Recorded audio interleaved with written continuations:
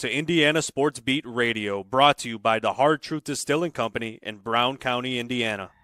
So for the thousands in attendance and the millions watching around the world, it's time! 3 on the way. Oh! It went in! It went in! And Indiana wins the ball game! Know your role and shut your mouth, you jabroni! Float game for the win! Ayler's gone. Goodbye. Touchdown, Indy. Woo! IU. America. They got a football team now. It's pretty simple. I win. Google me. You know that I'm the cream of the crop. Now, from the Hard Truth Studios, here's Jim Coyle.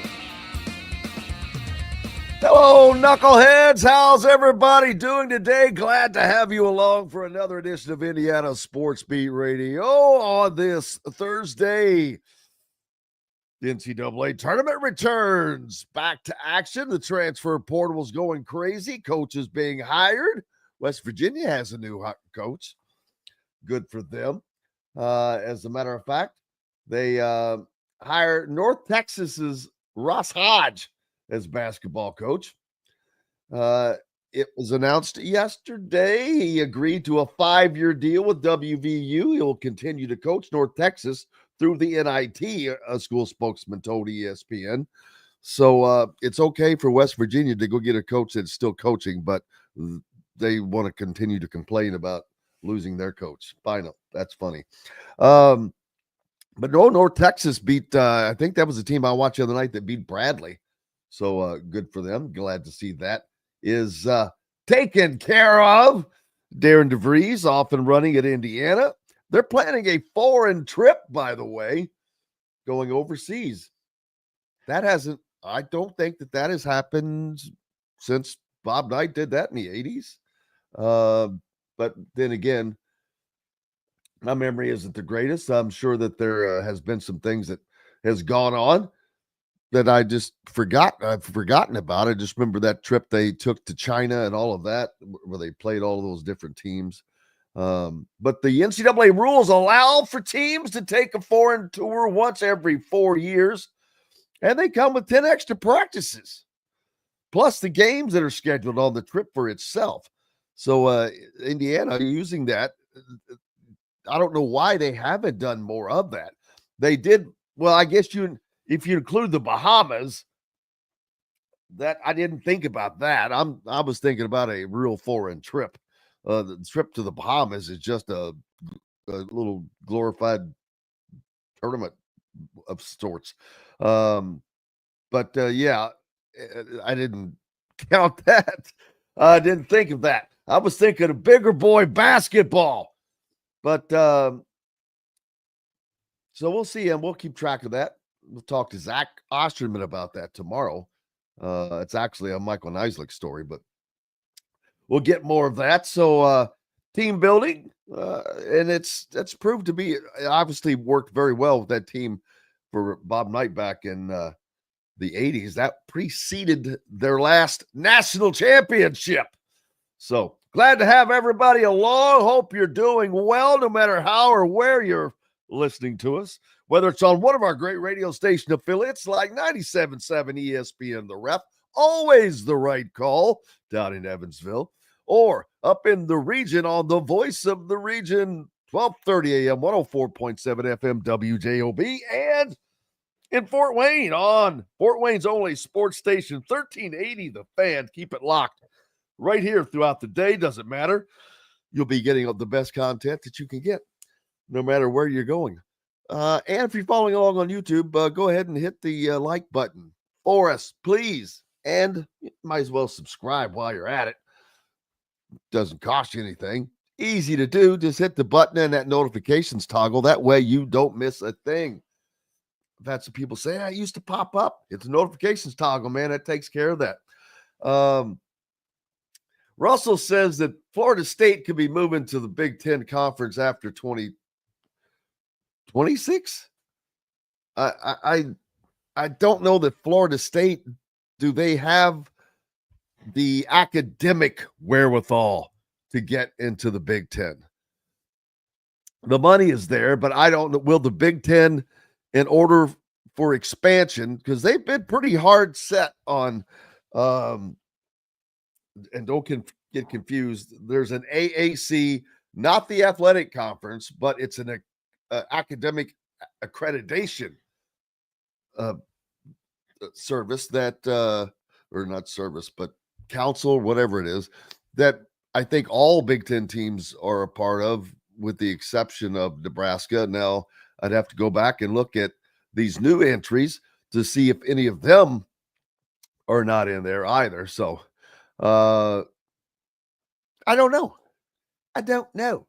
But that's right. It's opening day of baseball as well. Rick Bozich reminded me of that yesterday, and I sent him an email last night of, it's not going to be a good year for White Sox fans. Not a good year at all. Buffalo Bill joining us, and the rest of you on the hotline, we appreciate you as well. Yeah, Owen Freeman has committed to Creighton. Gabe Cupps committed to Ohio State. Not a shocker there. He's from Northern Ohio. But, and I think that eventually he will be a good player. He got thrown to the Wolves last year. You'd like to see a freshman perform a little bit better than that, but he will be he's a good kid. He's a hard worker. He got bigger and stronger, suffered through that injury. So I'm not sure what Fred is asking. Anyone have past buyout info? $8 million to Woody, $6 million to WVA assistants, $5 million to Darren, $10 million to portal guys. I still don't understand the question on the buyout info. On whom are you asking about? But Indiana itself has spent, I think, between 60 and 70 million on buyouts over the last decade. Just throw a little bit of that my way. Just a little bit. Yeah, the transfer portal going crazy. Indiana has some players enter it. Again, more. Kaden Carlisle, Miles Rice into the portal now. That obviously came after conversations with Darian DeVries. I'm guessing on that, but I would assume by the timeline, those conversations have taken place by now. Of course, some of these guys were on spring break. Don't forget that. They were gone. Now, I know that he reached out by phone and talked to them. He immediately spoke to Trent Sisley, and without question, I'm sure he spoke to every current player he could get a hold of to talk to. Plenty to get to today. Coach Shannon Griffith joining us as well. Indiana, a lot of visits on the football side of things. They'll be getting a lot of visits on the basketball side as well. It's going to be a very, very busy time. Very busy time in the House of Hoosier. Look forward to talking to Coach about how spring ball is going. Kind of quiet. Not a lot. There's not a lot to talk about in spring football. Let's be honest. You're implementing for some new people. You're going through reps. You're trying to get better. That's it. There's no magic sauce there. Usually no breaking news. It's just a quiet time for them to stay in tune. And now with the new quarterback, you're getting as many reps throwing the ball to the receivers as you can, running through basic plays, just getting all of these things as clean as possible, because that reps, that is where it all comes down to. Reps. Coach Griff will tell us more about that, but we're going to take a quick break and we'll get Coach on and we'll talk some football. I know you want to talk basketball, but we've got plenty of time. Just relax. Speaking of basketball, gee whiz, when Chris Denari joins us, how about that heartbreaker of a loss by the Pacers, man? But they deserve to lose. Damn it, I was screaming. The shot goes up. I see 3 Lakers around the rim and 1 Pacer who was behind the 3 Lakers. Boy, the Pacers were like, oh, go ahead, have at it. I know you don't want to foul, but just clear the ball out. It's all you had to do. Junk it up, muck it up. Didn't happen. Pacers lose last second to the Lakers. We've got to take a break. Glad to have you along on this Thursday from the Hard Truth Distilling Company studios, Indiana Sports Beat Radio. Back with more right after these messages. At Ben Davis Chevrolet and Ben Davis Ford in Auburn, we're your one-stop shop for all of your automotive needs. We have the area's best selection of over 300 vehicles, including new cars, trucks, vans, and SUVs. Plus a huge selection of pre-owned vehicles in stock. And if we don't have what you're looking for, we'll find it for you. We also have top-of-the-line service and parts, plus a collision repair center, and we're competitively priced on everything. For sales, service, collision, parts, and more, we do it all. Come see us today or visit us online at bendavischevrolet.com and bendavisford.com. Whether it's a night out with the family, after work with colleagues, or catching the game with friends, Bubba's 33 is the place for you. Bubba's 33 offers a mouthwatering menu of selections that are all made from scratch every day. The portions are big, but the prices are small. And with over 50 big screen TVs, you'll never miss the big game. Bubba's 33, pizza, burgers, beer. If you're looking for a new home in the Indianapolis area, you need Cheryl Sizemore from Brick and Ivy Realty. Cheryl Sizemore has over 2 decades of experience, and that could be the difference in getting the home you want in today's tough housing market. Reach out to Cheryl at CherylSizemore@gmail.com or 317-701-0838. That's 317-701-0838. Let Cheryl Sizemore sell or find your new home today. Located on 325 acres in beautiful Brown County, Indiana, Hard Truth Distilling Company is the biggest and the best craft distillery around. While Hard Truth is already known for producing internationally awarded whiskeys and spirits like Hard Truth's sour mash bourbons, sweet mash, and hard road ryes, as well as their cinnamon vodka and the always popular toasted coconut rum. Hard Truth Distillery offers so much more. With a full-service restaurant, ATV, and distillery tours, as well as live music, you can spend an entire day at Hard Truth Distillery while making your entire family or group happy. And that's the Hard Truth. Hard Truth products are available across Indiana, as well as many other states. So no matter where you shop, if they don't carry your favorite Hard Truth product, tell them you want the truth, the Hard Truth. Hard Truth Distilling Company encourages you to enjoy all of their products responsibly and to never drink and drive. Welcome back to the Hard Truth Distilling Company studios on this Thursday. Glad to have you along here from Indiana Sports Beat Radio. Joining us now, contributor to the Hoosier.com, football analyst, host of Hoosier Tailgate, Shannon Griffith. How's it going? There. Good, my man. Doing well. Nice sunny day. Well, it's finally going to be nice. I'm so sick and tired of this.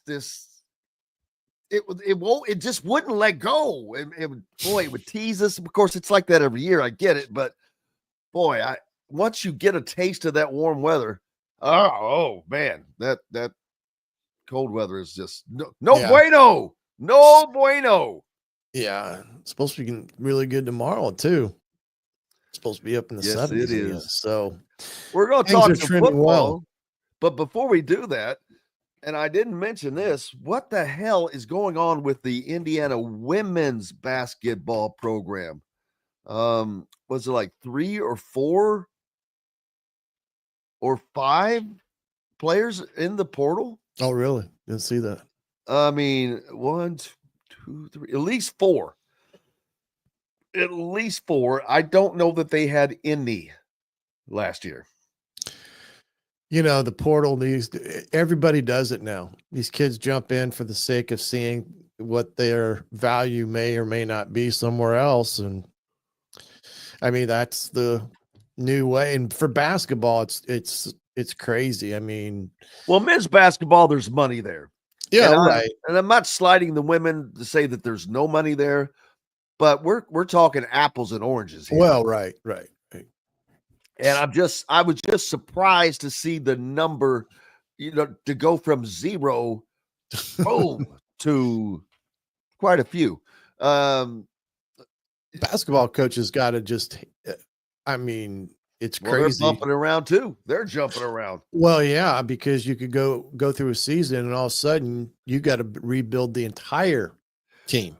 Basketball is like no other. Football does not have this. You don't have the massive amounts of coaches jumping from school to school like you do right now. You have coaches that get fired and replaced, but it's just the amount of coaches that are just moving, that are either moving on, and then boom, the mid-majors just losing coaches left and right. It's quite different sport, of course, but just seems to be a lot more movement in that area. Transfer portal probably averages out to be the same. Who knows? The numbers are so much higher for football because there are so many more players, but it's something. It is something. But and that's another thing. You're going through spring practice. At least the portal's not open at the moment for football. I don't have to deal with that. But go with some spring ball right now. They're just working in. You've got a new quarterback. So, and I said earlier, and I'm sure you heard me, the biggest thing right now is reps. There's nothing earth-shattering going on. There's not this breaking news, and it's reps, getting reps with Fernando Mendoza, getting reps with him, with Omar, with Elijah Surratt and EJ Williams and all of these guys, the new tight end, reps, running backs, the basic plays. It sounds mundane, but that stuff has to be so second nature. That's why you don't see very many broken plays. If you think about it, there aren't a ton of broken plays. That's because they do all of these reps over and over until it is drilled into your head. There are basic fundamentals that I just remember to this day because that's how it was when you were younger and playing. Basic fundamentals being drilled into your head. Mm-hmm. Yeah, spring's a chance to get back to, like you said, implementing solid fundamentals, whether it's with the offensive line and hand placement to wide receivers, start and stance and things of that, you don't think about. But it gives you a chance to go back and reemphasize those key aspects of each position group. And then I always found spring to be rewarding from a coaching perspective is that you are not getting ready for a game, but B, you're trying to evaluate your position group and getting guys reps that normally in the season they would not get just because of being in a position of preparing for a game. So you're trying to get as many reps for the guys that are trying to push themselves into a starting spot or a key position as a backup. And at the end of spring, I'm sure Coach Signetti will want some type of detailed report of each position group of who they think is their top, 8 to 10 guys, so that they can make plans for, going into fall camp and, who they have, who they don't have. And maybe that's somewhere like with the spring portal where you may have to go find a body or two.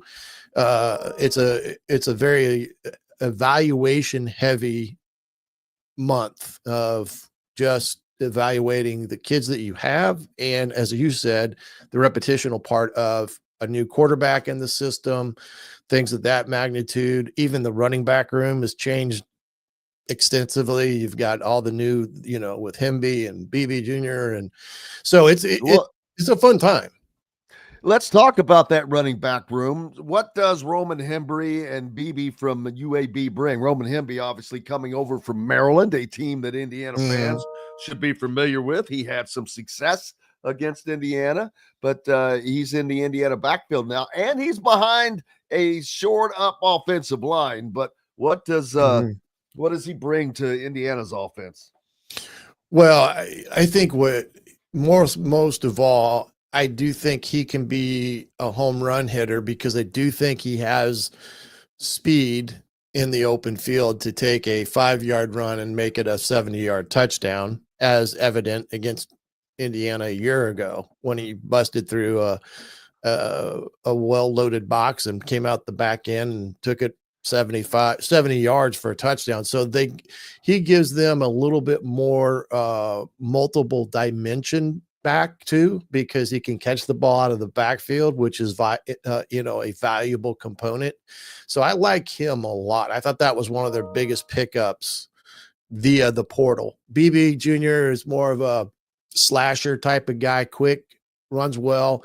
And I like Black too, the kid that's returning, because even though he didn't get as much time as probably he wanted this past year, when he did get the opportunity to produce, he pretty much did. So I do think, as far as the running back room is concerned, I think they've got as good of group of running backs this year as they did last year. Well, that's good. And I guess it's more importantly that the offensive line is shored up, because the backfield didn't hurt them last year at all. No. But I'm not sure how much it really helped. I'm not. How much did it add to the offense? I don't think it added what they would like to see from a production standpoint. Well, I think for about the first 7 or 8 games or so, I thought they were pretty darn good because of the offensive line and stuff. Now, when they got up against stiffer competition, and I've always said this, running backs have to make offensive linemen right. I found it a little bit harder for them to do that against those powerful defensive lines against Michigan, Ohio State, and in some respects Notre Dame.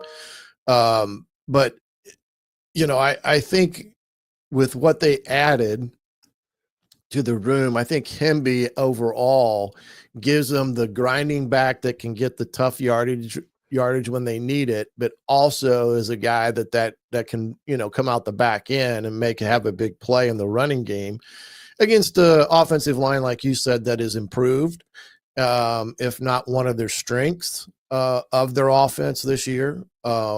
Imagine saying that at Indiana, that your offensive line is one of your strengths as opposed to a glowing weakness. And that's true to say, though. I've said it a couple times. It's depth is the only thing that keeps me from really going all in on that. But this offensive line is substantially better than last season already. Yeah, I think they got at least 7, if not 8 guys that could step into any of the positions up front and be productive, and not a significant drop off between one versus the other. So I do think if they can remain healthy and come out of not only spring, but fall camp unscathed at that position, it should be a strong group of linemen to head into this upcoming season. So yes, they are definitely a positive in a lot of ways, more so than they've ever have been. Yeah, and so now, does the running backs room have the depth that it had? The one thing it did have last year was depth, although they didn't go that deep very often. Yeah. And I'm not sure that they're going to lean on it a lot, but you're going to need, you have to be able to get, when you need a yard, you have to be able to get a yard. Right. If you need 2 yards, you have to be able to get 2 yards.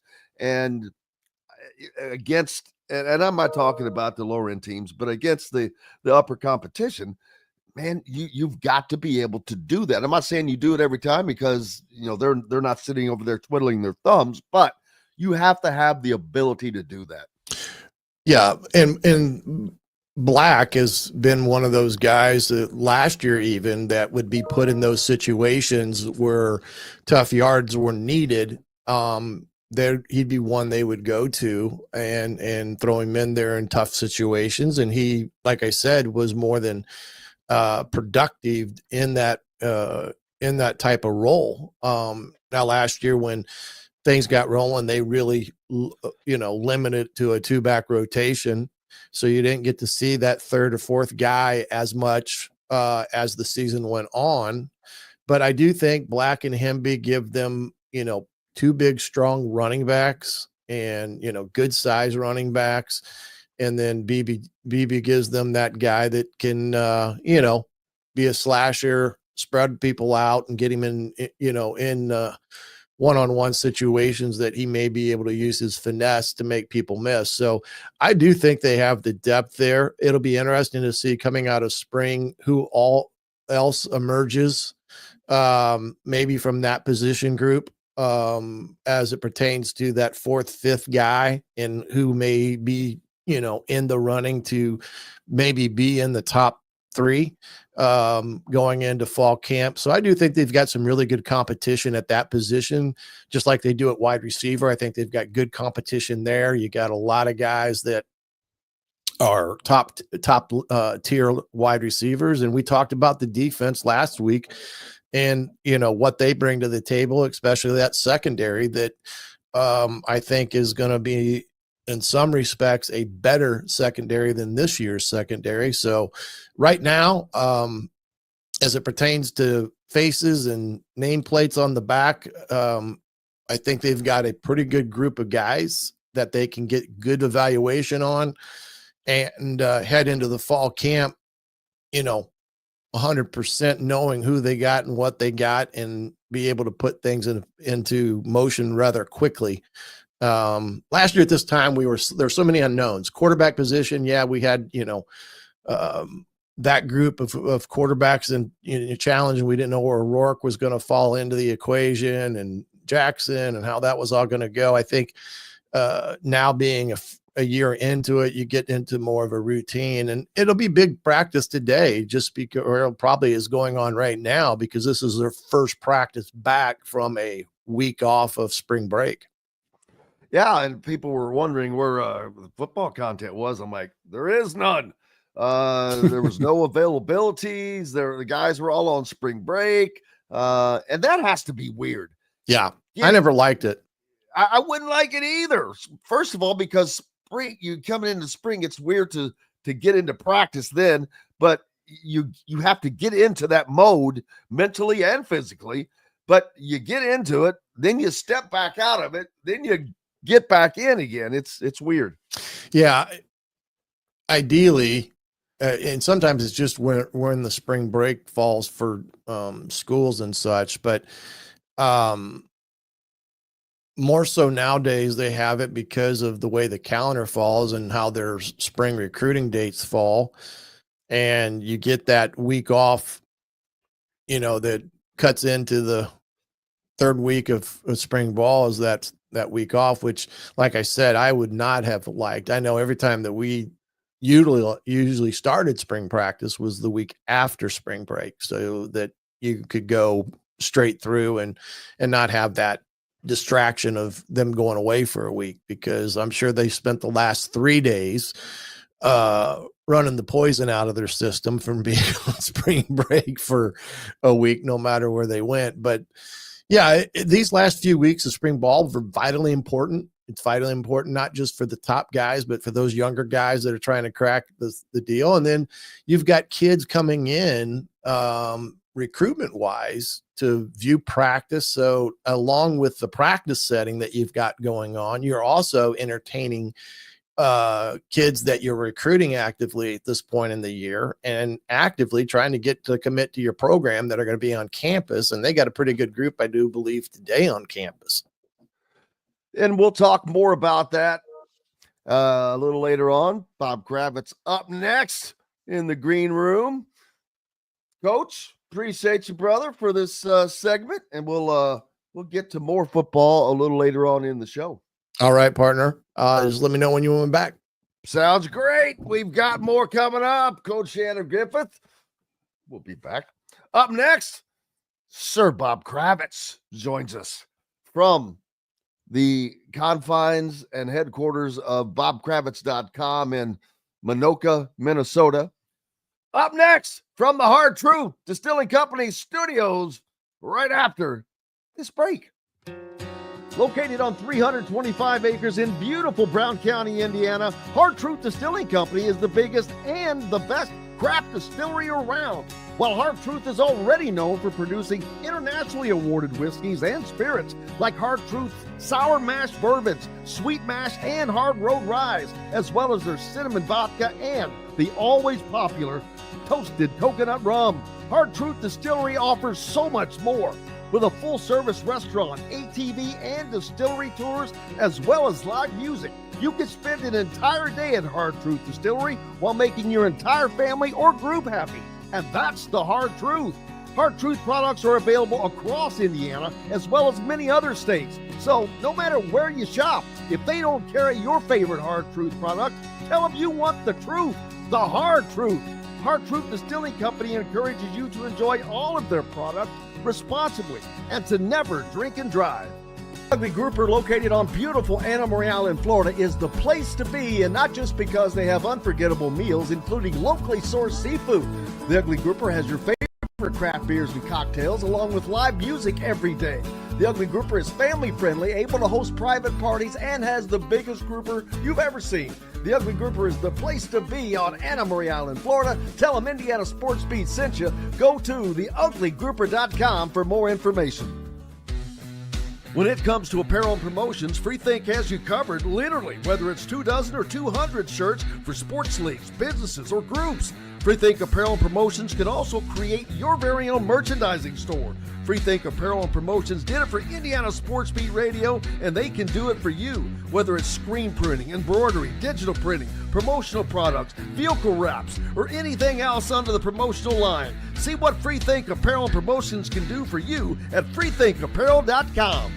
At Ben Davis Chevrolet and Ben Davis Ford in Auburn, we're your one-stop shop for all of your automotive needs. We have the area's best selection of over 300 vehicles, including new cars, trucks, vans, and SUVs. Plus a huge selection of pre-owned vehicles in stock. And if we don't have what you're looking for, we'll find it for you. We also have top-of-the-line service and parts, plus a collision repair center, and we're competitively priced on everything. For sales, service, collision, parts, and more, we do it all. Come see us today or visit us online at BenDavisChevrolet.com and BenDavisFord.com. Welcome back to the Hard Truth Distilling Company studios on this Thursday, and that always means a visit from Sir Bob Kravitz from his headquarters in Anoka, Minnesota. I just stolen, you know what? That was kind of a stolen from the old days, but then Anoka, Minnesota is where there was a funny comedian. I cannot think of his name. He passed, but he had a great routine about the Russian roulette championships of the world. Oh, no. Oh, and yeah, one of the great lines, Bob Smith, now, last year's rookie of the year, the only veteran in the field.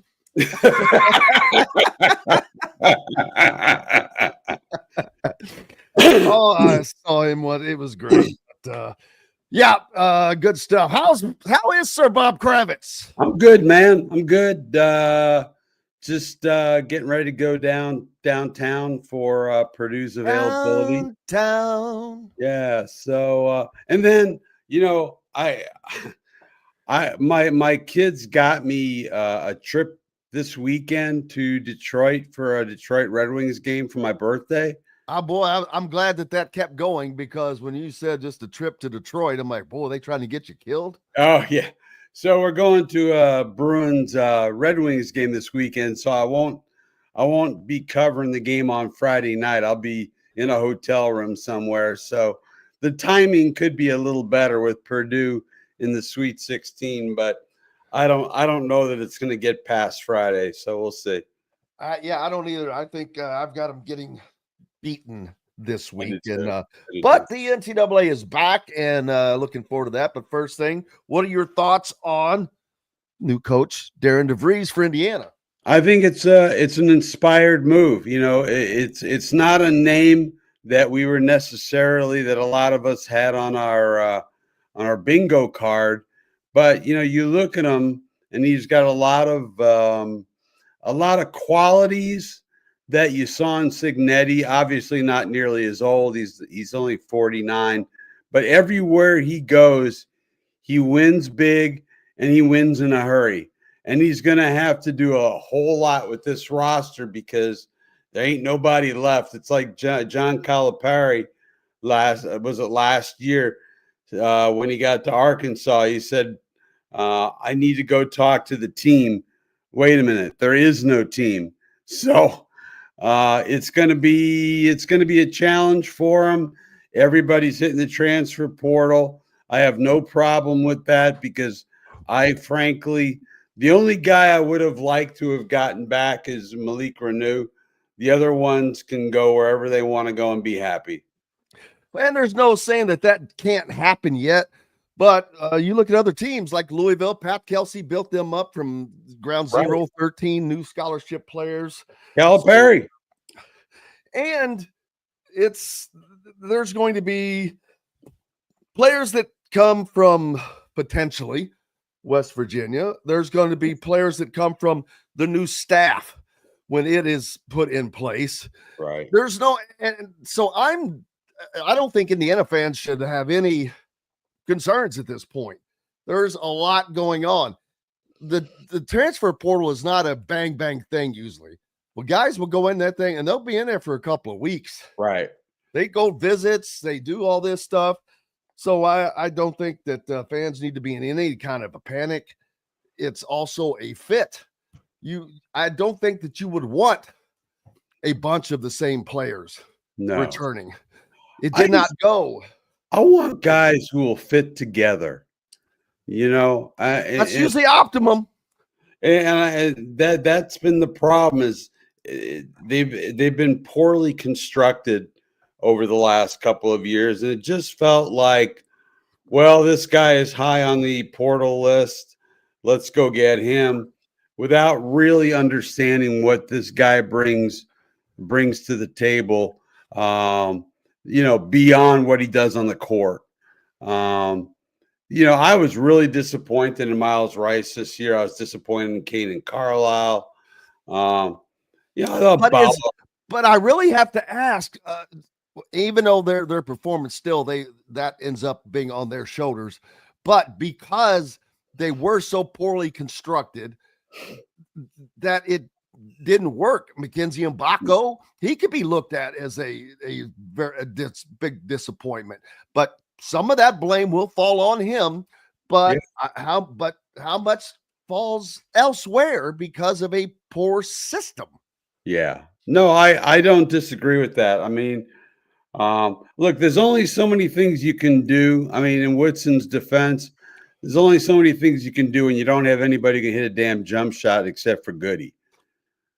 Whose fault is that? Well, I mean, it's Woody's fault that he didn't bring in more shooters.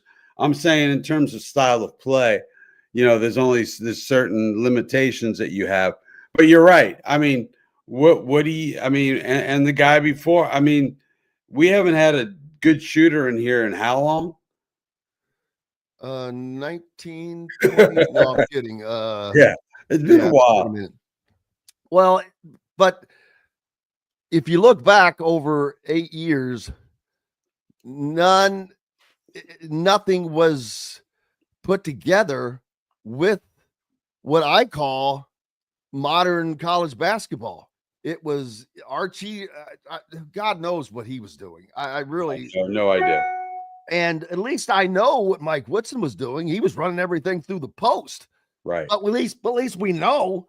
But that doesn't work in today's day and age, unless why did I put a T on that?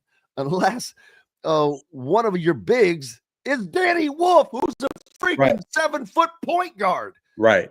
And that's not been the case. It's been putting like Malik Renew, good hard player, and would love to keep him, but he's a tweener, man. He's not a true stretch four. He can't hit the outside shot. No, he's not. Can, but that's not his. He's not very good. He's a 4 or 5. Yeah, he's a tweener, and then Ballo, you know, he gave you good doubles, but he was also limited at being only there. He could only play the 5. Even Vladislav Golden for Michigan, who is their true 5, he can step out and hit the 3. Oh, no doubt. No doubt. Yeah, they just it's a matter of roster construction, and yeah, I'm curious and excited to see what DeVries is able to do. Clearly, he's off to a great start because his kid is one hell of a player, won Conference Player of the Year twice, if I'm not mistaken. So twice in the MVC, yeah. Yeah, so I mean that's a really good start. But you know, I'm not losing any sleep out of losing Mackenzie and Baco or anybody else. You know, and as Derby here on the message notes, they never got a top 100 guard. You know, so and if you watch NCAA tournament play, it's all about the guards, man. All about the guards. It's going to be about the guard. Yeah. I mean, that is why Purdue. Last year I said they have no chance to win the national title. I don't see them going past this weekend, but while they have solid guard play, they don't have great guard play. They don't have elite guard play. And I don't know about that, man. I'm talking about when it comes up to good defense, and that is what has beaten Purdue every time. They're not great defensively. Well, but if they shut those guards down, which we saw Indiana do it.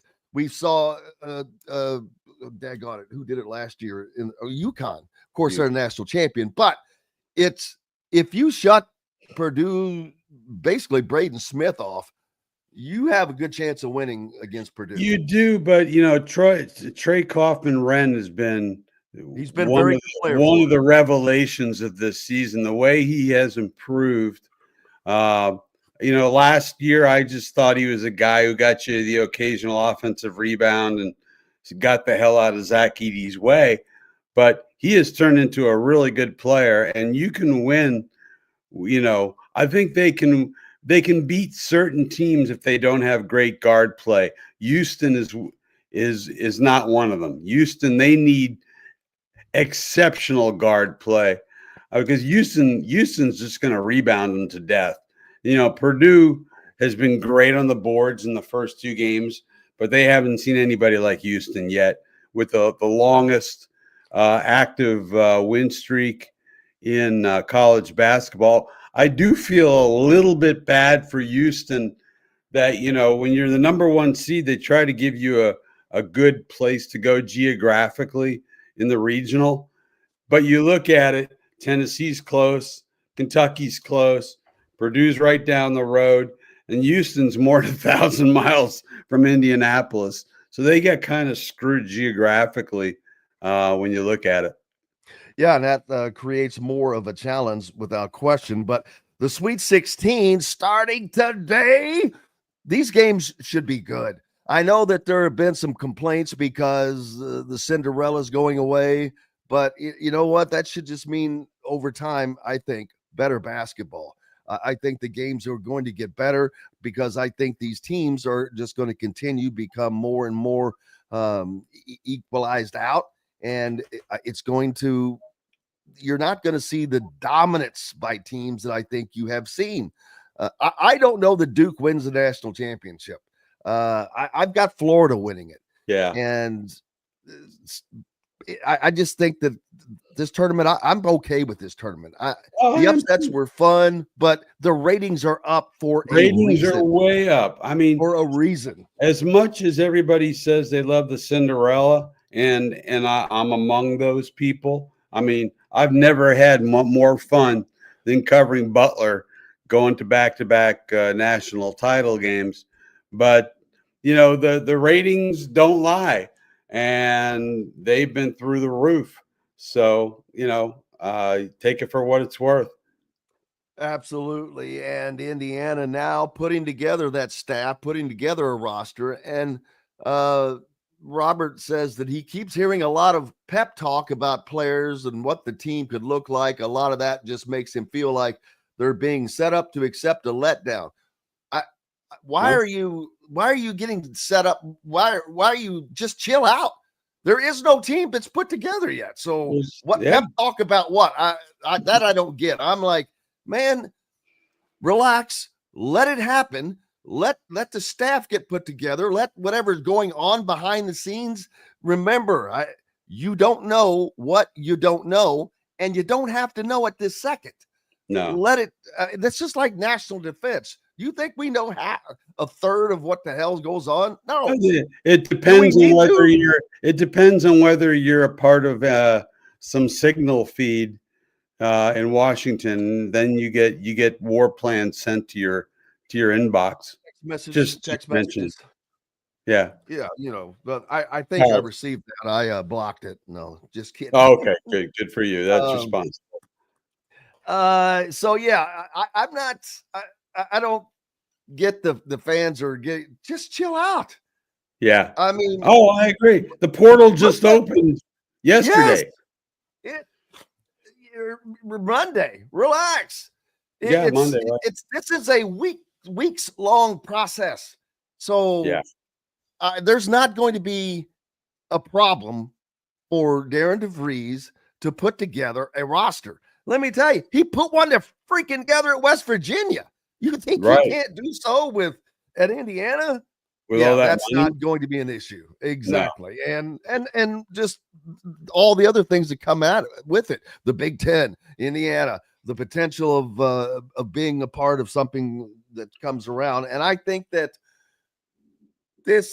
I'm not going to say that Darian DeVries is going to lead Indiana to glory, to hanging banners. I'm not going to say he's not. I don't know. Yeah. Nobody does. And to pretend that people are like the people that are still hung up on this hire, what do you know more about that everybody else does about how this is going to work out? You don't. Yeah. And so again, very few people had him on their bingo card. I mean, I think people are just kind of coming to grips with the idea that he's the coach. And yeah, I mean, you're absolutely right. The portal opened on Monday, and I don't want him rushing out and grabbing the top guy in the portal. Try to find people who fit. Now you've already got a shooter in his kid with Tucker. Tucker's his name, correct? Yes, Tucker DeVries. Yeah, Tucker. I mean, you've already got a 47% 3-point shooter out there. So that's a good start, I would say. Absolutely, it is. And you've got Trent Sisley coming in, so you've got to recruit. Right. And I talked about this yesterday. The scholarship limit has been moved to 15 now. So that gives you a little more margin for bringing in freshmen. Because I'm not a proponent of bringing in more than 3 freshmen off of the 13-man roster. Now that it's 15, okay, maybe bring in 4. But it depends. I'm not talking about your one and done freshmen. Those are right. If it's a Cooper Flag, that doesn't count. He doesn't count as a freshman. But people like Trent Sisley, for example, that are probably going to be 3-4 year players. Right. I'll tell you what. I was glad Tucker stuck around, or at least so far. He's the last of the Mohicans. Yeah, I think he's got a chance to be a decent player. I think he just needs some time. Absolutely, and I've talked about that as well. I am surprised that the fact that he either got shut down or he shut himself down at the end of the season. Don't know which one that was. I know that there was some chatter on social media with a family member, and he didn't play, toward the end of the season. Right. For him to be the last guy on the roster, that tells me that, because we just yesterday with Rice and Carlisle going into the portal, that tells me that, okay, the conversations were had with Darian DeVries. Just common sense is what that says to me. And they're decided to probably go elsewhere for whatever reason that it was. And Tucker or Bryson Tucker now, boy, you got Bryson Tucker DeVries. Here we go. That's going to be when coach yells out Tucker, you get 2 guys turning around. What the hell? But yeah, he's a talented kid. And Yeah, he is. He's probably a talent that fits into Darian DeVries' system. And he said, "Hey, I like your belong. game. Yeah. I can use you." Yeah, no, it's good. It's just college sports is just so crazy now. It's just so hard to keep up. I mean, every year you're changing your team. Every year, unless you're Purdue.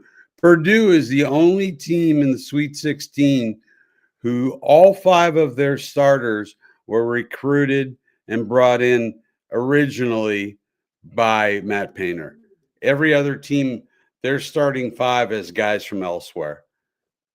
Kurt Knight, how are you, my man? Ask, is Tucker not a 100 guard? I don't think he's a guard. I think he's considered a wing. But he's a hybrid 2-3. So right. I think that he could play the 2, to be honest with you. But that's kind of like Tucker DeVries. He's a hybrid 2-3. He could be a wing. He could play that 2 spot maybe. So again, that's more positionless basketball that is starting to happen. Someone asked me about someone's position the other day. I'm like, I don't know. Do they have positions? I'll tell you the first person. This is back in when Isaiah Thomas was the coach of the Pacers.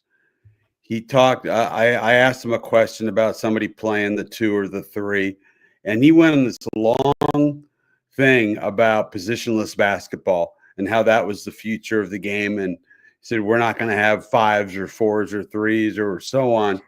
So Isaiah Thomas, this would have been back in the early 2000s, was already talking about positionless basketball.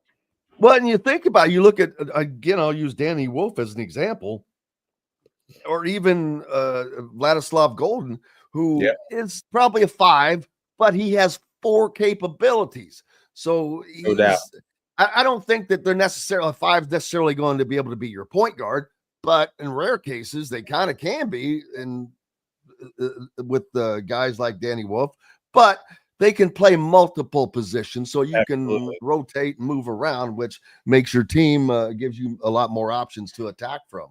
Absolutely. What is going on with the Indiana women's program? I don't know. Have they had if they've had a player into the portal previously? It was very minimal. Yeah, they got what, 4?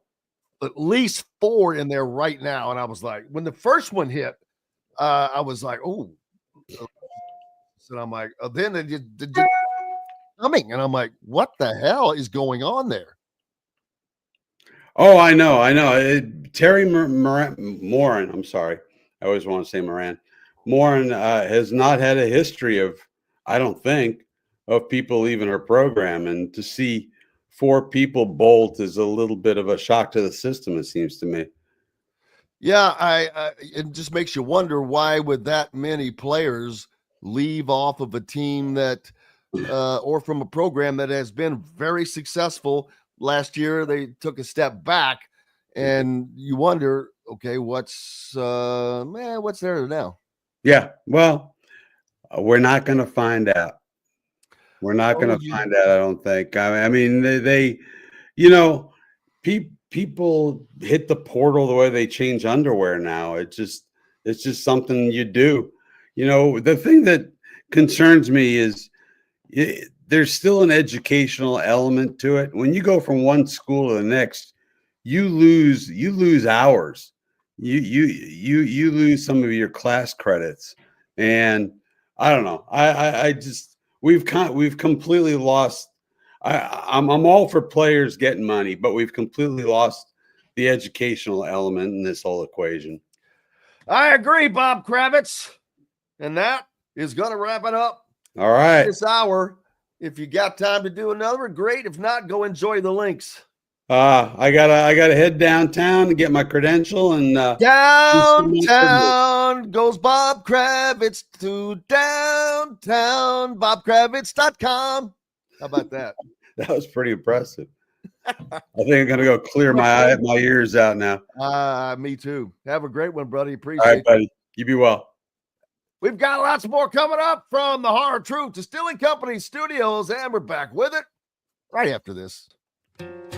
Located on 325 acres in beautiful Brown County, Indiana, Hard Truth Distilling Company is the biggest and the best craft distillery around. While Hard Truth is already known for producing internationally awarded whiskeys and spirits like Hard Truth's sour mash bourbons, sweet mash, and hard road ryes, as well as their cinnamon vodka and the always popular toasted coconut rum. Hard Truth Distillery offers so much more. With a full-service restaurant, ATV, and distillery tours, as well as live music, you can spend an entire day at Hard Truth Distillery while making your entire family or group happy. And that's the Hard Truth. Hard Truth products are available across Indiana, as well as many other states. So no matter where you shop, if they don't carry your favorite Hard Truth product, tell them you want the truth, the Hard Truth. Hard Truth Distilling Company encourages you to enjoy all of their products responsibly and to never drink and drive. If you're looking for a new home in the Indianapolis area, you need Cheryl Sizemore from Brick and Ivy Realty. Cheryl Sizemore has over 2 decades of experience, and that could be the difference in getting the home you want in today's tough housing market. Reach out to Cheryl at CherylSizemoreSells@gmail.com or 317-701-0838. That's 317-701-0838. Let Cheryl Sizemore sell or find your new home today. Whether it's a night out with the family, after work with colleagues, or catching the game with friends, Bubba's 33 is the place for you. Bubba's 33 offers a mouthwatering menu of selections that are all made from scratch every day. The portions are big, but the prices are small. And with over 50 big screen TVs, you'll never miss the big game. Bubba's 33, pizza, burgers, beer. Andy Moore Honda is Bloomington's #1 Honda dealer for a reason. Buy a new Honda and get a 3-month break from car payments. That's right, no payments for 90 days. That includes the all-new, all-electric Honda Prologue, and you get it for just 0.9% financing. Or the 2024 Honda Ridgeline Black Edition or the Honda Accord LX, both for just 1.9% financing. Get more to your door from AndyMooreHonda.com, Bloomington's #1 Honda dealer and your best place for new and used vehicles. Welcome back to the Hard Truth Distilling Company studios on this Thursday. Glad to have you along, as always, as the NCAA tournament back today. Looking happy. Man, I've got to be honest with you. Every night you're like, it was like the scene in the Truman Show when the show ended at the end and all those people that were just watching it staring mindlessly into a blank screen. It's kind of like when there's no NCAA tournament basketball going on. Mercy. But the NIT is still going, but it didn't seem like it's as prevalent. Although there were games last night, but Kent State, Loyola Chicago, UC Irvine. It's good to fill in with that, but I'm surprised that this Crown tournament just didn't overlap that, and I'm sure that that's part of why their dates are the way they are. But let's be honest, NIT stinks, and I'm not saying the Crown is better, or we haven't seen it yet, but one would think it would be better because there should be better teams in it. And I think I accidentally misspoke and said that there weren't any, or it was only one Big Ten team yesterday. And I think that there are 2 in that. I'll have to look that up, but games coming up today. You're not going to be disappointed. BYU and Alabama will kick it off. And I told you I missed the deadline to put in a bracket for our own tournament bracket challenge, working away, and looked up and it was like 12:15. The first game had started and it locks you out of everything. And I couldn't understand why. Just give me a loss on that game. But yesterday I got a message that there's a second chance bracket. So I got into that. I picked BYU to upset Alabama tonight. I just think Alabama's going to go down. BYU is playing really well. And again, this is for you Indiana fans. BYU is a team that lost their coach last year. He's now at Kentucky. So lost a lot of their players, but boy, what the hell? BYU, That stands for Basketball Young University right now. They've got AJ DeBansa coming in next season, the #1 recruit in the country. What the hell is going on out in Mormonville? But I think that Alabama is just, they're getting a little too Iowa-esque for me. High points scoring, but higher points allowing. We'll see. The second game involves a team that I have picked to win it all. And it's not the Maryland Terrapins, who are taking on the Florida Gators. I have to, I hope to try to get Cabro on today, but I misplaced my phone last night, and I think I know where it is, but I was playing with Hank, and it might be down at the tennis court. But anyway, if we can get him on later, that would be awesome. Duke in action tonight with Arizona. I don't see Arizona knocking off Duke. And Arkansas, Texas Tech. I've got Texas Tech in that one. Those are 7:40, 9:40, and 10:10 games for you tonight to take on. And then tomorrow, Ole Miss. Chris Beard taking on the legend Tom Izzo and Michigan State in the early game, followed by Kentucky, Tennessee. Kentucky has beaten Tennessee twice this season, home and away. I don't think they do it a third time. Michigan and Auburn. Man, Michigan's playing well, but Auburn is Auburn. Purdue, Houston, and Indy. I've got Houston. I think their guards are just going to chew up Purdue's guards, and they're just too quick. But we'll see. It's why they play the games. Right on? Why they play the games. Yeah, there has been a lot of negativity. No doubt about that. Let's see. Kenneth says his understanding, and he doesn't follow the women's team, is that these transfers out are likely not big contributors anyway. Well, wasn't Lexus Burgesay's a pretty good one? One that did quite a bit. But we'll have to see. We shall have to see. And looking forward to these games getting kicked back off, underway. Hopefully, we will hit it up. Joining us up soon will be, almost forgot his name, Chris Denari, as the Pacers. Man, what a hard loss from last night. But we'll hit a quick break, come back, and be talking to Chris pretty soon. Andy Moore Honda is Bloomington's #1 Honda dealer for a reason. Buy a new Honda and get a 3-month break from car payments. That's right, no payments for 90 days.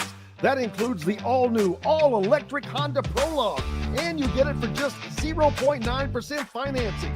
Or the 2024 Honda Ridgeline Black Edition or the Honda Accord LX, both for just 1.9% financing. Get more to your door from AndyMooreHonda.com, Bloomington's #1 Honda dealer and your best place for new and used vehicles. Ugly Grouper, located on beautiful Anna Marie in Florida, is the place to be, and not just because they have unforgettable meals, including locally sourced seafood. The Ugly Grouper has your favorite craft beers and cocktails, along with live music every day. The Ugly Grouper is family-friendly, able to host private parties, and has the biggest grouper you've ever seen. The Ugly Grouper is the place to be on Anna Marie Island, Florida. Tell them Indiana Sports Beat sent you. Go to theuglygrouper.com for more information. When it comes to apparel and promotions, Freethink has you covered, literally, whether it's 24 or 200 shirts for sports leagues, businesses, or groups. Freethink Apparel and Promotions can also create your very own merchandising store. Freethink Apparel and Promotions did it for Indiana Sports Beat Radio, and they can do it for you. Whether it's screen printing, embroidery, digital printing, promotional products, vehicle wraps, or anything else under the promotional line. See what Freethink Apparel and Promotions can do for you at freethinkapparel.com.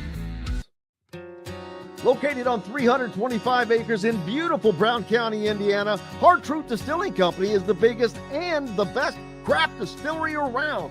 While Hard Truth is already known for producing internationally awarded whiskeys and spirits like Hard Truth's sour mash bourbons, sweet mash, and hard road ryes, as well as their cinnamon vodka and the always popular toasted coconut rum, Hard Truth Distillery offers so much more.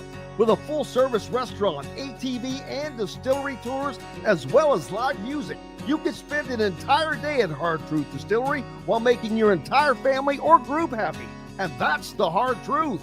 Hard Truth products are available across Indiana, as well as many other states. So no matter where you shop, if they don't carry your favorite Hard Truth product, tell them you want the truth, the Hard Truth. Hard Truth Distilling Company encourages you to enjoy all of their products responsibly and to never drink and drive. Welcome back to the Hard Truth Distilling Company studios on this Thursday. You know, today is also opening day for baseball. I mentioned earlier that I sent a text over to our good friend Rick Bozich last night. Big White Sox fan. Gotta love people that are just hardcore fans. He grew up a Sox fan. He's been a Sox fan for 1,000 years. And let's see.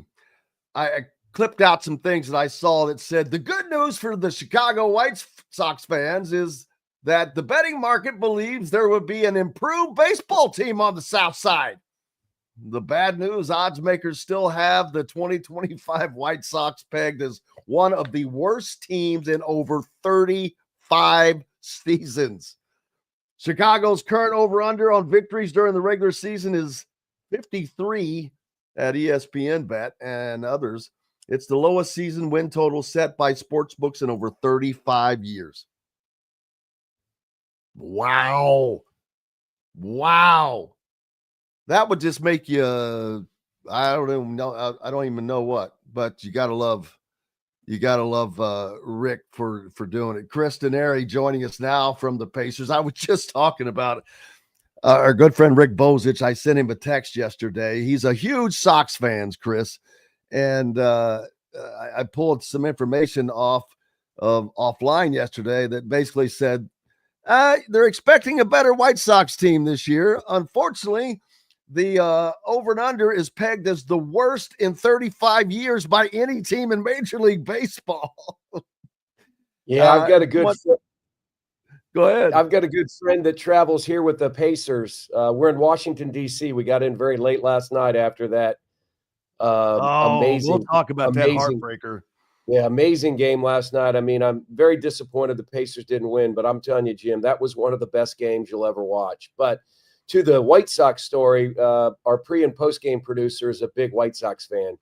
And the same thing. I mean, they are expected to have one of the worst records in the last 30-plus years of Major League Baseball. So I'm a Reds fan. It is opening day. Here's the thing, though, Jim. Does baseball need to relook at this? Why are you having opening day on the same day that the NCAA Sweet 16 starts?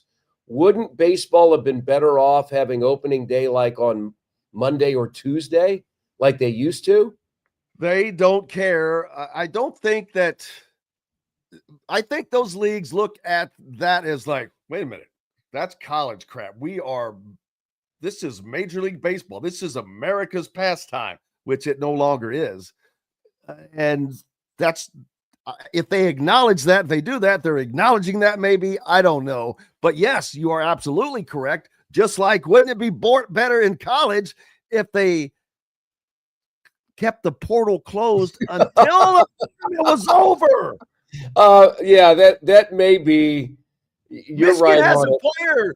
Michigan has a player, Scottie Pippen's son, that is in the portal. His team plays, I forget, tonight or tomorrow. I think it's tomorrow, but they play Auburn tomorrow, I believe. He's already in the portal. Well, there was a football player, and I think it went through back. He was on the Ohio State roster, the player from Southern Indiana. There was a backup player at Ohio State, went into the portal and was transferring to Indiana. but he stayed with Ohio State through the football playoffs. Zen Mikowski, who went to my high school, Floyd Central. Yeah. So, Penn State, their backup quarterback went into the portal during the college football playoffs. Yeah, I don't understand why you couldn't. The national championship game is, that Monday in April, why the portal couldn't open on Wednesday after, right? Why is it opening during the NCAA tournament, especially for those 16 teams that are playing in the postseason, and you've got to worry about trying to re-recruit players that are getting ready to play in maybe one of the biggest games of their career? Yeah, it is. There's a lot of things that need to be fixed. But Rick's response, by the way, was that we're 5 players away from being mediocre. But you know what? Here's the great thing. I love fans that go through go through the hardships. It's all you can do. You love them. Yeah, I've been a Reds fan since the early 70s. I enjoyed the Big Red Machine. I enjoyed a 1990 World Series title. I've enjoyed or stayed with bad years, but I'm a Reds fan. I mean, and just like last night was an unbelievable game and the tip in by LeBron at the buzzer. But Pacers fans, you live for another day. And we're in DC. I got in about 2:45 last night, and ready to go for another game tonight. Wish we would be celebrating a win, but it was an amazing game, Jim, from the standpoint that the Pacers got way down. They were down by as many as 17. And they were the whole game. It was like they were climbing uphill. Fought all the way back. And this was a Lakers team that LeBron is just coming back from injury. Rui Hachimura is just coming back from injury. They had lost 3 straight. I talked to Nate McMillan, our former coach with the Pacers. He's now an assistant with the Lakers. Talked to him after the game. And he goes, we knew how important this game was for our season, for the playoffs. He paid great tribute to the Pacers. He goes, hey, we knew how good they were and are. And so we really had to bring our A game, and they did, especially Doncic and Reeves. And then LeBron made some big plays in the fourth quarter, including the tip at the buzzer. Reeves, man, Doncic was the killer, like 34 points, I think. He had 11 of 21, I remember. And Reeves with 24 points, which was probably unexpected. But I was not happy with how the game ended because I'm sitting there screaming, why are there 3 Lakers around the basket and 1 Pacer behind LeBron? I'm like, just clear the ball out. That's all you got to do. Yeah, you're right. It's a very simple thing. I think Jarris Walker somehow was behind LeBron. It was too many guys went to Doncic. And honestly, I was surprised Doncic missed the shot. I mean, that's his bread and butter, the little teardrop in the lane. And if that ball hangs on the rim another 1/10 of a second, 2/10 of a second, it's a different story. But you're right. It comes down in any sport, but particularly, I think, basketball, to that little thing, right? That little thing, that block out. You're 1 block out away from winning that game. And here's the other thing, Jim, and we've been on, the last few weeks. The Pacers won, 4 straight games when maybe they shouldn't have won, right? Halliburton hits the shot from the corner against the Bucks. They come back from a 7-point deficit in a final minute and win in regulation against Dallas. So sometimes the basketball gods even it up. And Pacers had done such a great job with that 5-game win streak, pulling games out that maybe they shouldn't have won. And last night, the basketball karma got them. Yeah, things like that drive me crazy. I can imagine Rick Carlisle will see that and just go, what the hell, guys? What are we doing? Nobody at the basket, nobody trying for the rebound. And I get it. You don't want to foul in that situation. And I don't know that the NBA would normally call a foul, but with LeBron James there, it's you've got to be a little touchy. Well, the other issue that they had in that play is the Pacers did have a foul to give. And why wasn't Tyrese Halliburton on the offensive play? Well, that's going to be the real question, and Rick Carlisle addressed that after the game. I need to go back and watch it because I was still out on the floor, but he took Tyrese out on the one possession for defensive purposes, and Jarris did a heck of a job defensively, and the Pacers get the ball, and that's the question: is should they have called a timeout so you can get Halliburton and Turner back on the floor? Because the possession, a lot of coaches like to, and we saw JJ Redick do that with no timeout at the end, is let the game flow. But you didn't have your guy out there who had 18 assists and who orchestrates the offense. And so that's, that is a question that Rick addressed after the game. And he said, hindsight is 20/20. And I probably should have called the timeout and had him out on the floor. It's what hindsight is always 20/20, but that's one that you don't still not going to understand because he's way too good of a coach.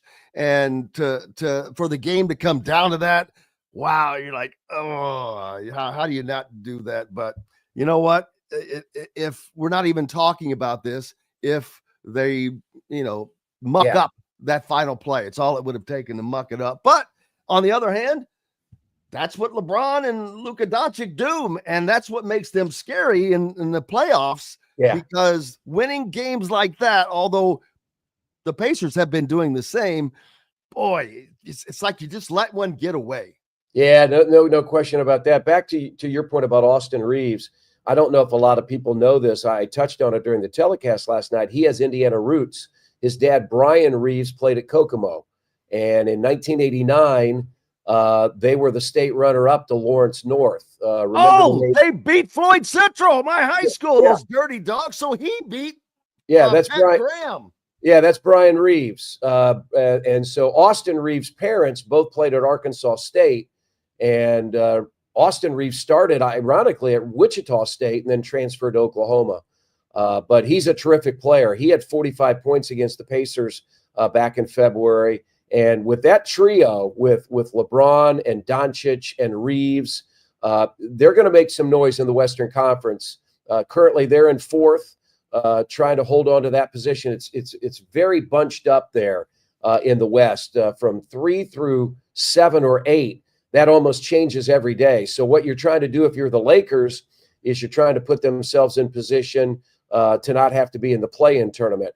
And they've got a game tonight. It'll be interesting to see who they play tonight in the second out of a back-to-back. They're at Chicago. They just got drilled by Chicago last weekend, 146-115. And Jim, that's what I thought was bad for the Pacers, is the Lakers were coming in wounded. They had lost 3 straight, 2 at home, and had lost to Orlando on Monday. And again, all of this while Hashimura was coming back from injury and LeBron was coming back from injury. You knew that the Pacers were going to get their best, and they did. And I thought the Pacers responded very well, but in the end, come up a point short. So where did Austin Reeves grow up? He grew up in Kansas, out in the Midwest. Born in Newark, Arkansas. Arkansas, yeah. And it's like I said, his parents went to Arkansas State, and but his dad played at Kokomo. And so he does have some Indiana roots. That's crazy how that stuff comes around, man. Who'd have known? Who'd have thunk it? I saw him play. I was there in Market Square Arena is where that game took place, by the way. I mean, Todd Leary was in that game. Eric Montross in that game. Derwin Webb. Remember Derwin Webb, who played from at Louisville? Yeah, he went to Lawrence North. I did not know Todd played with Derwin Webb. Oh, yeah. Played with Derwin Webb and Montross. I used to play. How the hell did that team lose a game? To tell you how old I am, during that time, I lived right down the street from Lawrence North. And I had a good friend that was really good friends with Jack Kiefer. And this guy could get access to, play at Lawrence North. I was, I was about 27 or 28. So I was young. I played a lot of pickup. As an old guy. With Montross and Leary and Derwin Webb. We had not with the ladies. I was happily married. I've been married 41 years. You know that, Jim. No, played a lot of pickup basketball and got to know Leary and Montross and Derwin during those days, and it was fun. It was fun to watch them. And you're right. I mean, we think about those Lawrence North teams with Mike Conley and Greg Oden and how good they were. Well, how good was that? Todd Leary at IU, Montross at North Carolina, and Derwin Webb at Louisville. And that's just typical for an Indiana high school team. I don't know them all, but you go all the way back to the 60s when you had the great ones like George McGinnis, Steve Downing. Then you had he just recently passed away, Junior Bridgman, who played on the same team with Pete Turgovich and Stottlemyre, who pitched in Major League Baseball, I think, and which I don't know. I don't know why some people consider that the greatest high school team, because there were just too many others. When you have a team that has George McGinnis on it, when you have a team that has Oscar Robertson on it, it's hard to say that there are other teams that were better. I don't think that there is a best team ever in Indiana high school basketball. No, there's a lot of great teams, and who can forget Purple Rain and Marion, Lyndon Jones and Jay Edwards. Three straight years, baby. Yeah, 3 straight years in the single class system. So, we're just blessed, and that's why Indiana's so great. I did an event on Monday, the National Association of Insurance Commissioners, and they wanted a basketball centric opening ceremony, and so they asked me to come in. And we talked about, you've got the state finals this weekend, you've got the Midwest Regional at Lucas Oil Stadium, you've had 40 some odd basketball games at Cambridge Fieldhouse, the Big Ten men's tournament, the Big Ten women's tournament, the boys state finals, the girls state finals, the Indiana Pacers, all the games we've had in Bloomington and West Lafayette and at Hinkle. I mean, and all the high school. And done. The NIT is still to be played at Hinkle. You've got like you just mentioned, that was going to be my next point of the busy weekend coming up in Indianapolis, and it doesn't even involve the Pacers. You had to get the Pacers out of the way to do all this. We just had 2 sellout crowds on Monday and last night. I mean, I think anyone that could get it in the building, they announced 17 whatever. I mean, there were people up in the Kroger Skyloft. I mean, it was an amazing crowd last night. I bet it was electric. I mean, it was just it was electric. It was like a playoff game. But you're right. I mean, the Pacers had to leave town a lot during March because of all those games that were at Cambridge Fieldhouse. But we are just so blessed to have that. Basketball means so much to our state at every level. And I think we've seen how important it is here in the month of March. Yeah, and it's all not too many places are going to run into that. But yeah, you can get your basketball fill at either Lucas Oil Stadium or Cambridge this weekend with the state finals. And speaking of which, there's another team trying to do something historical, Fishers, with Jason Gardner Jr. on there. Another, again, these connections that run deep. His dad, of course, very, very well known, played at Arizona as an assistant coach there now. I will guarantee you, I wonder if Sean didn't take that job. I'm sorry, he's at Texas. There's too many job changes. Let me tell you. What about Richard Pitino going to Xavier? Hey, Minnesota is probably kicking themselves right now for firing him, although, it didn't go but who does it go well for at Minnesota in basketball? That's just not an easy place to win. He goes out and gets himself back together, and now he's in a great spot. He's like his dad. Yeah. I'm not saying he's as good as his dad, but getting back closer to the East Coast, which is what he knows, I think he'll do fine there. He is, and in this era, boy, you want to talk about evening things out, unlike probably the NBA. And unlike the NBA, these stinking teams change on a yearly basis. Jim, there's more continuity in NBA rosters right now than there is in college basketball. There's no question about that, because you have to, most players are under some type of a long-term contract. I mean, you have 1-year deals, of course, But in college now, it's a year-to-year proposition. And so you saw what Pat Kelsey did in Louisville. I mean, he turned things around in 1 year for the Cardinals by, taking that job from Kenny Payne and then just, going into the portal and doing what he did. So I don't think you can say from year to year what a team's going to be like and how good they're going to be, because from year to year, you're going to have different players. And even when you get those players, you don't know. And people were talking earlier, like, well, I can't wait to see the team because we can. No, you're not going to know. How many of us thought Indiana was going to compete for the Big Ten title with all the talent they put together last year? I was one. That was the expectation. Boy, did that go belly up. So you have to wait to see who the team is and how they actually play together. But Indiana has a new coach, Darian DeVries. Any crossover with him in your times? No, I have not had any. Just I think, as I told you last week, all these connections we've just had in the last 15 minutes. The only connection I would have is our general manager, Chad Buchanan, knows Darian DeVries very well because Chad has a Drake connection. He was a coach. He goes back to the Dr. Tom Davis days. Iowa. Yeah, well, and then remember, Tom Davis was the coach at Drake for a while. He helped turn that program around. So, but no, I have not. Personally, I don't have a Darian DeVries connection. It would just be sort of my Kevin Bacon, 6 degrees connection. Good. What does Chad do there at the Pacers? He's our general manager of the Pacers. Oh, that's he's right under Kevin Pritchard.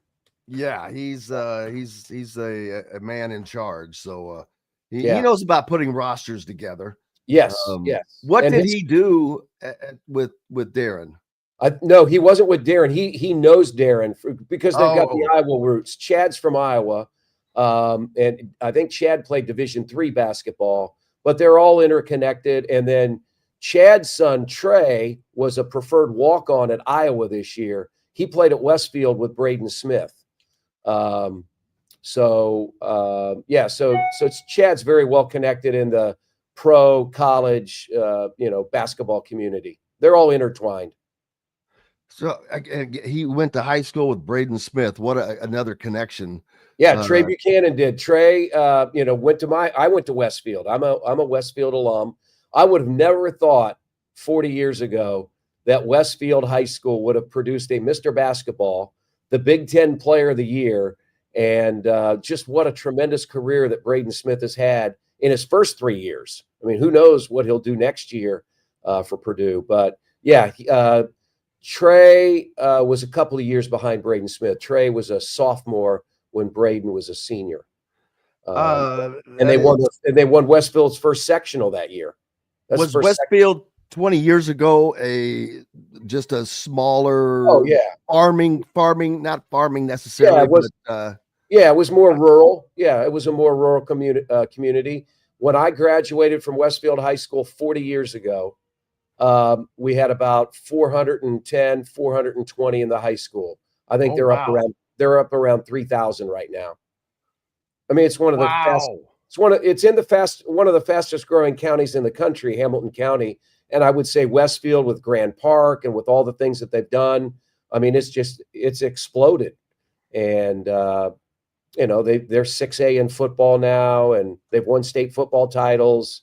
You get that done, you're getting something done, but they are just basically a bedroom community of Indianapolis. It used to be, you struggled to even compete or play with Carmel. Now Westfield is beating Carmel on a regular basis. So 5,000 students there. That's nuts. Yeah. But what a growth. That's kind of reminds me of Floyd Central, but way back in the day. But I don't think that they grew like that. But man, so up tonight against the it is so hard for me whenever I say Washington to not say Bullets still to this day. Yeah. The Wizards tonight. Wizards. And then Saturday night, we see probably the best team in basketball right now. We go to Oklahoma City and see Shai Gilgeous-Alexander and that group. They are dominating. The West Coast is West Conference, Western Conference, unlike the Eastern Conference has two really good teams at the top and then a few more good ones underneath. Right. The Western Conference is basically one team. Well, it's Oklahoma City's sort of run away with it, but the Lakers and Denver, and I mean, there are a lot of good teams. But this is tonight is a tough game, Jim, because you're coming off an emotional loss against a really good team and LeBron James, the all-time leading scorer in the NBA, against a Wizards team that's won 16 games, but they're going to play hard. Tonight is a game you need to win. I mean, especially coming off of that heartbreaker. You can't have a letdown. Yeah, you can't have a letdown. You need to find a way to win and then put yourself in position at Oklahoma City to try and get a win. It's just the way the NBA is. You were rolling. You'd won 5 straight, 8 straight at home, and you lose a heartbreaker last night, and you got to try to find a way to win tonight. Absolutely. Buddy, I appreciate you. You are the hardest working man in the biz right now, and we are grateful for you taking the time to join us. All right. Thanks, Jim. See you next week. Absolutely. The great Chris Denari, the voice of the Indiana Pacers, joining us. Make sure you catch his broadcast on FanDuel. It's FanDuel TV now, right? Yep. FanDuel Sports Network tonight. I've been able to hear so many more games of recent. Now all the time, I'm like, hey, there's Chris. There's Chris. I can hear Chris. It's great. Check it out. Appreciate you. Appreciate you, my friend. We've got more coming up from the Hard Truth Distilling Company studios. We're back with more from Coach Shannon Griffith on the backside of these messages. Located on 325 acres in beautiful Brown County, Indiana, Hard Truth Distilling Company is the biggest and the best craft distillery around. While Hard Truth is already known for producing internationally awarded whiskeys and spirits like Hard Truth's sour mash bourbons, sweet mash, and hard road ryes, as well as their cinnamon vodka and the always popular toasted coconut rum. Hard Truth Distillery offers so much more. With a full-service restaurant, ATV, and distillery tours, as well as live music, you can spend an entire day at Hard Truth Distillery while making your entire family or group happy. And that's the Hard Truth. Hard Truth products are available across Indiana, as well as many other states. So no matter where you shop, if they don't carry your favorite Hard Truth product, tell them you want the truth, the Hard Truth. Hard Truth Distilling Company encourages you to enjoy all of their products responsibly and to never drink and drive. If you're looking for a new home in the Indianapolis area, you need Cheryl Sizemore from Brick and Ivy Realty. Cheryl Sizemore has over 2 decades of experience, and that could be the difference in getting the home you want in today's tough housing market. Reach out to Cheryl at CherylSizemore@gmail.com or 317-701-0838. That's 317-701-0838. Let Cheryl Sizemore sell or find your new home today. Whether it's a night out with the family, after work with colleagues, or catching the game with friends, Bubba's 33 is the place for you. Bubba's 33 offers a mouthwatering menu of selections that are all made from scratch every day. The portions are big, but the prices are small. And with over 50 big screen TVs, you'll never miss the big game. Bubba's 33, pizza, burgers, beer. Andy Moore Honda is Bloomington's #1 Honda dealer for a reason. Buy a new Honda and get a 3-month break from car payments. That's right, no payments for 90 days. That includes the all-new, all-electric Honda Prologue. And you get it for just 0.9% financing. Or the 2024 Honda Ridgeline Black Edition or the Honda Accord LX, both for just 1.9% financing. Get more to your door from AndyMooreHonda.com, Bloomington's #1 Honda dealer and your best place for new and used vehicles. Welcome back to the Hard Truth Distilling Company studios on this Thursday.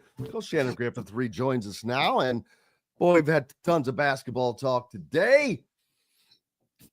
The basketball season. This is the heart, man. This is it. We're transitioning into spring, though, because of baseball starting today. Opening day of baseball, a lot going on. Chris Denari was just with me, and we were talking about, and he mentioned that just like Can't they wait to open the port? There's no waiting in society today. It's just everything's now. And baseball, can't wait to open the portal until the freaking tournament is over. Give me a break. You've got all stinking spring and summer. Yeah, there's no rush. With football, it's a more difficult proposition because of the school semesters crossing over each other. Yeah. But and then with baseball, he's like, well, can't they just wait there a few days? The NCAA tournament's going on. Yeah, you're playing 100,000 games. I know. A couple of days. Give me a break. But whatever. They just.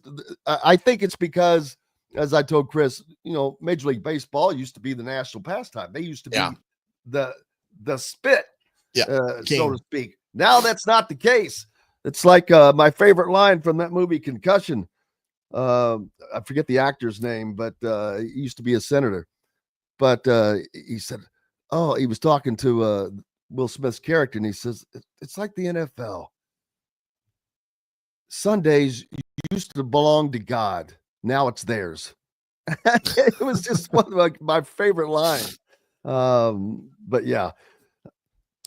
Football going on in the spring, but it's quiet. There's not a lot that goes on, as I mentioned earlier. There's nothing earth-shattering. It's just about instituting some things for the newer guys, but they also have some new things that they're probably instituting. But what all actually goes on in the spring practice time? You've got like a month in totality before I think it's like spring game happens. I think they get 16 total practices. Now, SIG is not big on using all 16. I think they're only using like 13 or 14 of what they're allowed. The biggest thing nowadays is when you have these kids that can come in mid-year and from this previous recruiting class, and there's 14 of them here already, and getting them into the system of things. And again, I go back to the evaluation aspect of everything.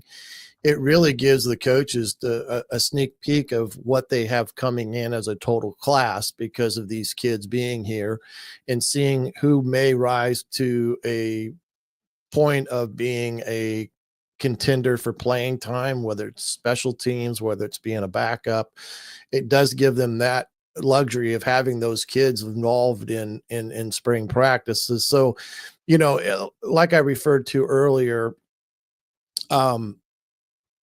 I always found spring practice to be a very, very calming series of practices because you're not worried about who you're playing and defensive looks and things of that nature. You can have fun with your position group with the guys. You're getting guys repetitions, which keeps them actively involved in the program and such. And it comes down to the competitiveness in your position group, back to fundamentals. And then on top of that, as a position coach, you're getting a chance to evaluate your talent pool.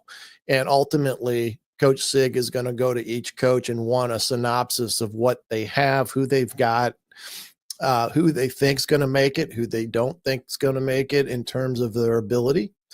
And it gets coupled with the fact that academics does come into a factor in this equation at some point because of eligibility standards and such. So it is a time that while there may not be enough outwardly going on for fans and such, other than maybe the spring game, internally, it's a very big time of year for the coaches and stuff. And I know now that Deion Sanders is pushing to have a scrimmage with Syracuse. I think he's even taken it to court, if I'm not mistaken. But there's a talk now about wanting to have scrimmages, true scrimmages against another opponent that you could have on a yearly basis in the spring, or see how you do it. And if you look from Indiana's standpoint, they're just strategically positioned because you could have something with Kentucky, you could have something with Louisville, Cincinnati, with those teams right out, within a 2-hour drive of Bloomington. Makes sense in that regard. Now that's the NFL model, and I know college football is going towards NFL in the way they practice because it is a much safer methods. We know that Kurt Signetti does not do a lot of live tackling, and I have to say, Indiana made it through the season relatively injury-free. I'm not going to say injury-free, but the injuries seem to come more from game action than practice. Yeah, physical. They did not have problems tackling guys last year, as Indiana had problems in years before. It seemed it just blows your mind. Yeah, it blows your mind when you think about defensive football and the art of tackling and the amount of time that's spent on practice on the defensive side of the ball, perfecting the correct positioning to tackle and such. And then looking at it from the perspective that they had one live tackling round in the summer camp. And during the year, they had very few missed tackles or, broken tackles and things of that nature, which is really kind of phenomenal when you think about it. Sometimes it just comes down to in tackling the will of making the play. And to do that, you got to have the athletes to go out on the field and make things happen, which Indiana had last year. But it was still, I think, a very interesting dynamic when you think about the sport of football and the physicality of it, that you spend one true practice working on tackling to the ground per se, and that's it. And then you head into the season and you're off and running. But there's a lot of things that are going at 900 miles an hour in college football. And I really think they all need to, one, slow it down and address the problems that coaches see with, portal issues. The number of kids that are being allowed to jump in and out of the portal at any given time, essentially having no tie to a specific university or college. Do they need to put something in writing to the extent that, the only way you can jump in the portal is if a coach leaves or so forth and so on. I mean, last year there were I think they said over 5,000 kids in the portal at one given time from the end of the season up until those signing day equations. And how many total players are there? Boy, I'd have to really sit down and do the math, but that's just crazy to have that many kids in the portal. And again, some of them maybe not even found a home at the same level that they were playing at. They may have had to drop down a level or two because there just wasn't the interest at other institutions that are at the same level. But, that's what I mean is while everything is going 900 miles an hour with everything about wanting to adopt this NFL model per se, they really need to slow it down some and really talk about the issues that they're having and how they solve those before they move into something else that they want to implement, in my opinion, as it pertains to all this. I thought Steve Alford's, I think it was on Dan Dockage's show, was talking about this specifically when it came to the tournament, when he was asked at one of those pressers as well. APR was such a huge component of basketball, the grades and such, and making sure kids are on schedule and moving forward. Basketball right now, it's not even talked about anymore. And it's a standard, it's a rule within the program, within the NCAA, the APR rules and stuff. And that refers to graduating and being on time and such in terms of the academic component. It's not even talked about because in basketball now, there's no way, no way that they could ever have any time of continuity because of the portal. Kids at the end of the season are jumping and gone. So it does create some things. But as far as Indiana's concerned, these last couple weeks will probably be a very, very demanding time in terms of kids pushing to make an impact for themselves heading into the summer session and stuff. And we talked a little bit recruiting today with the interest that Indiana has gained from other entities as it pertains to, top talent. They got, I think, 27 on campus today, if I'm not mistaken. The kid from down in Georgia, the quarterback McWhorter, who's announced that Indiana's in his top 5, and he's going to make an announcement on his commitment. Is he friends with the devil? On the 15th. Is he friends with the devil? I don't know. That's a good question. Down in Georgia? Yeah, he's a really good quarterback, and I could see, the sting of losing Juju Lewis last year in some respects to Colorado and how that all went down. I'm really wondering how much of a loss that's truly going to be. Well, yeah. In Cignetti's system, the way I've seen, not that a mobile quarterback ever hurts you. He's just, I don't know about his size. Yeah, that was the biggest question for me as well. I like Curtis Rourke. He has good size. Fernando Mendoza. He's got good size, but he's going to get bigger. I mean, he's not gigantic, but he's big enough, and he's got a cannon. Yeah. Well, this Brody McWhorter kid who's at down in Georgia, he plays for Cass High School down there in Georgia. He's 6'2" and about 200 pounds. So he's a good, solid kid. I've watched his film. Very, very good. 4-star. And I think with Juju last year, him being that highly rated quarterback, where Indiana had a legitimate shot to land, and him ultimately going to Colorado, we've talked about before, hopefully they can start getting some of these top tier talent kids now that they've had the success and things are going well. I do think that's on the horizon for their next step in the recruiting. And again, recruiting never stops. I mean, that's the one thing that this recruiting calendar for the coaches is, it just never stops. I mean, there's a week or two here or there that they maybe get, time away from it all. But in the end, recruiting is 365 days a year. And that's where you've seen a lot of changes when you look at it. You got all these guys now being named general managers and college football, and the recruiting staffs that that the big Division I schools have now. And part of that is to take the load off the assistant coaches so that they're not, just all of a sudden becoming recruiters as opposed to being football coaches.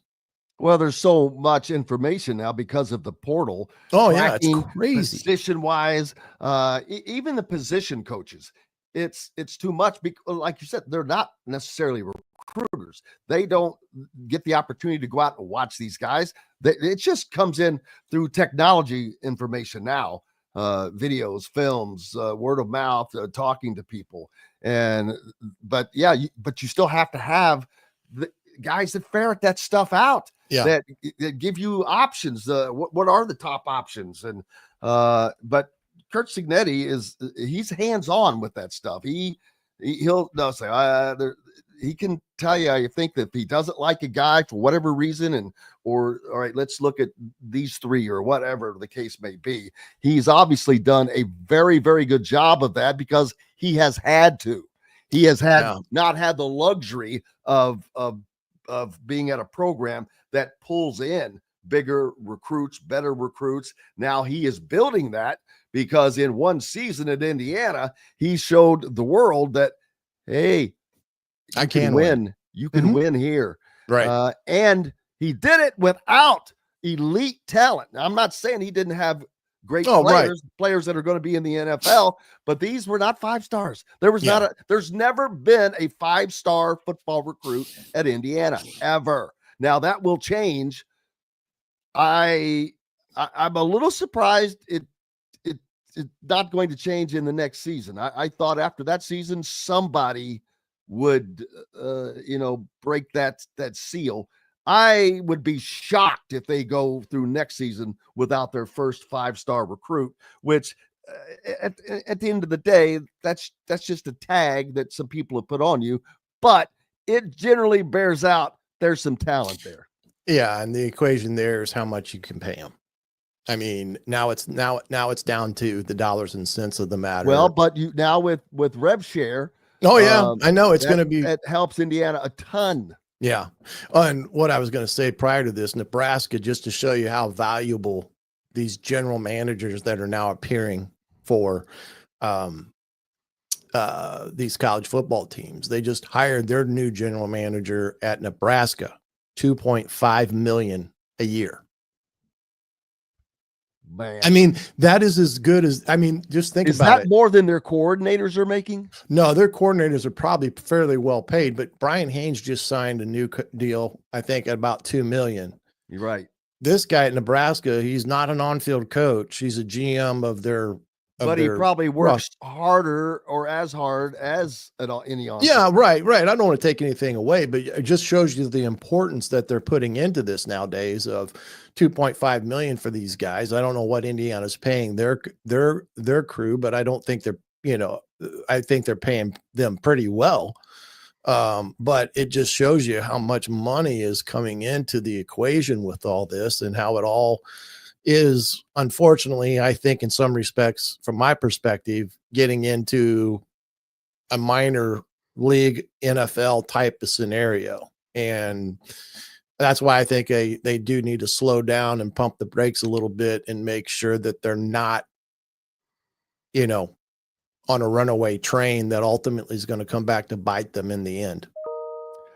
Yeah, and to see the recruiting come together is going to be interesting. I'd like to see them start getting some of because Indiana is not a quote unquote football producing state. Not to say they don't produce talent. They do. They're every year. There are guys going to Notre Dame, going to Ohio State, going to Michigan, other places, in addition to Indiana and Purdue.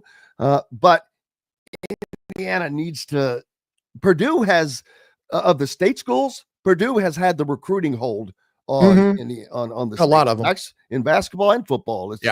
Let's be honest here, but that's going to change on both counts. I'm very confident in. Yeah, and I think we've talked about it before.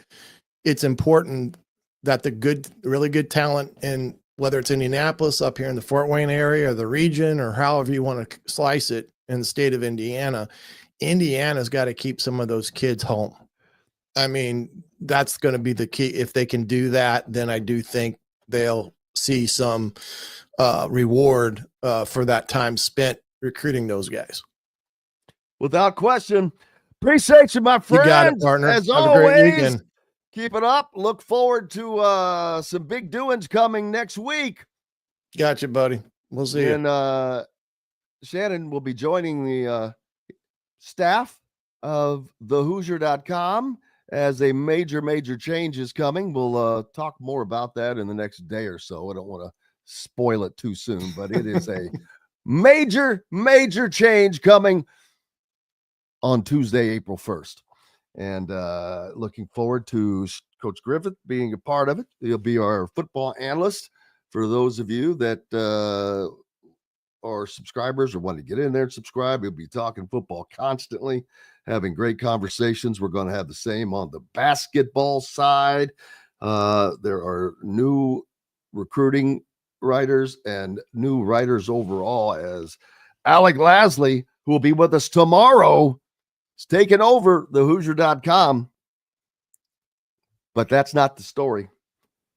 I'll let the cat out of the bag soon enough. Appreciate everybody for joining us here on the program today. As always, we're back tomorrow to do it again with Todd Leary. I cannot wait to talk to him about playing with Derwin Webb. I don't know that I remember that. And against Brian Reeves. So some cool stuff there. Appreciate you guys. Go out, have yourselves a great rest of your day. Until tomorrow, I'm Jim Coyle. I will see you on the radio. Thanks for listening to Indiana Sports Beat Radio. Be sure to subscribe to our YouTube page for more clips and team coverage of Indiana basketball, football, and more. You can also find full episodes and tons of other content on thehoosier.com. We'll see you next time for another edition of Indiana Sports Beat Radio.